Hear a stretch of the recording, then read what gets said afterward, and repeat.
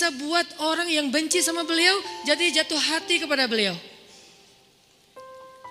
Kalau kita udah jatuh hati jadi benci. Kebalik. Nabi orang yang marah kepada beliau jadi jatuh cinta. Kita hampir jatuh cinta jadi marah. Kebalik nih akhlaknya. Berarti kita harus belajar banyak nih dari Rasulullah tentang akhlak. Beliau tuh bisa bikin seorang perempuan yang suaminya baru terbunuh, ayahnya terbunuh, pamannya terbunuh, saudaranya terbunuh dalam perang Khaybar. Yang dia bilang orang yang paling saya benci di muka bumi adalah Muhammad. Terus tiba-tiba yang namanya Muhammad datang menghampirinya di dalam tendanya, ditemani oleh beberapa orang sahabat. Lalu kisah itu diriwayatkan, Nabi datang dengan raut wajah yang penuh empati. Dengan raut wajah yang penuh empati, bukan raut wajah orang yang sebagai pemenang perang. Kan Nabi menang perang waktu itu. Sebagai seorang tuan, bukan. Yang empati. Yang kayak sahabat banget gitu. Datang Nabi duduk di sebelah Sofia. Sofia diam aja, marah banget. Cuma dia gak bisa ngapa-ngapain karena dia berstatus tawanan perang. Mau gimana coba? Mau dia tusuk? Gak bisa, dia sendiri. Dan dia takut bahwa dia akan diperlakukan seperti umumnya orang memperlakukan tawanan perang. Karena dia belum paham, belum kenal Rasulullah. Dia kaget ketika Rasulullah SAW minta maaf sama dia. Kaget, gak ada cerita orang dalam perang yang menang minta maaf kepada yang kalah. Ada gak cerita kayak gitu? Gak ada tuh. Yang menang minta maaf sama yang kalah. Maaf ya kami menang. Jangankan perang, sepak bola aja susah nyari yang kayak gitu kan ya. Ini akhlak nih untuk kita teman-teman di Bandung dengan Persibnya. Nanti di Jakarta dengan apa Jakarta teh? Persijanya. Nanti yang menang siapapun yang tanding, maaf ya menang. Dari mana lo akhlak kayak gitu? Rasulullah. Karena yang itu lebih serius loh daripada bola. Bola kan cuma permainan, entertain, olahraga kan. Gak seserius perang. Perang itu serius. Kalah itu meninggal artinya terbunuh. Kalau kita kalah paling ya kurangnya apa? Nggak dapat skor gitu, nggak dapat poin. Kalau itu kalah terbunuh. Nabi datang minta maaf dengan ekspresi empati yang tinggi, yang dalam. Nabi itu kayak ngerasain banget perasaan Sofia. Minta maaf, menjelaskan. Sofia, maaf ya, aku ikut turut berduka atas wafatnya ayahmu, suamimu. Sofia marah banget. Terus Nabi menjelaskan apa yang terjadi. Aku tuh udah ngasih kesempatan agar kita gak usah berperang. Tapi mereka terus menyerang.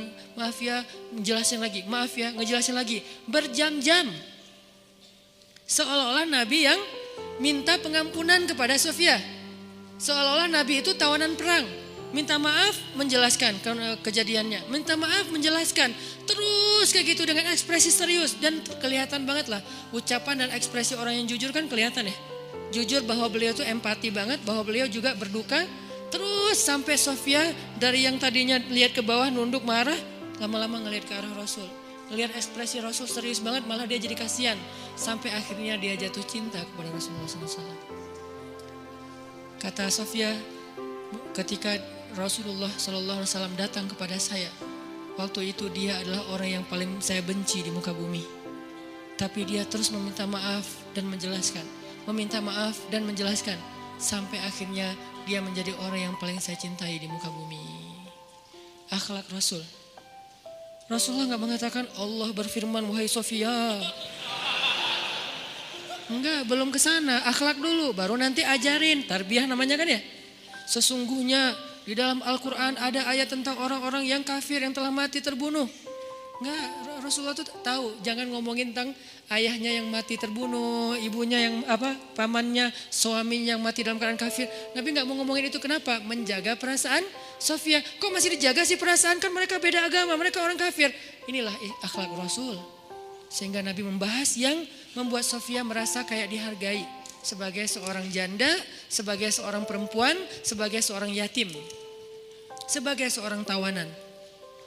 Sehingga dia takjub dengan akhlak Nabi. Akhirnya dia cerita, ya Rasulullah, belum beriman udah manggil, ya Rasulullah, saya pernah bermimpi bahwa dalam mimpi saya melihat ada rembulan di atas kota Madinah, lalu jatuh ke pangkuan saya. Jibril turun bilang ke Rasulullah, apa maksud dari mimpi itu? Tahu gak Rasulullah apa maksud mimpi? Apa Jibril? Maksudnya rembulan itu kamu. Maksudnya dia akan jadi istri kamu di dunia dan akhirat. Rasulullah langsung, aduh gimana ya? Rasulullah juga orang yang ra'fah banget tuh. Bil mu'minina ra'ufun rahim tuh Rasulullah. Gak enak, kan dia masih janda baru meninggal suaminya. Masa saya lamar gimana ya? Kata Jibril, ya Rasulullah Allah suruh engkau melamar dia untukmu. Menjadi istrimu di dunia dan di akhirat. Rasulullah dengan gak enak hati mengatakan, Sofia, aku ingin melamar kamu. Sofia, gimana ya? Itu mah cewek ya. Saya mencoba untuk menghayati kisah ini dari angle cewek elegan ya. Bukan cewek biasa, oh boleh gak apa-apa sih, gue sih enggak. Cewek elegan, cewek terhormat, cewek yang soleha walaupun belum beriman. Pasti dia gak akan bilang, Alhamdulillah Masya Allah, A-nya panjang gitu kan ya.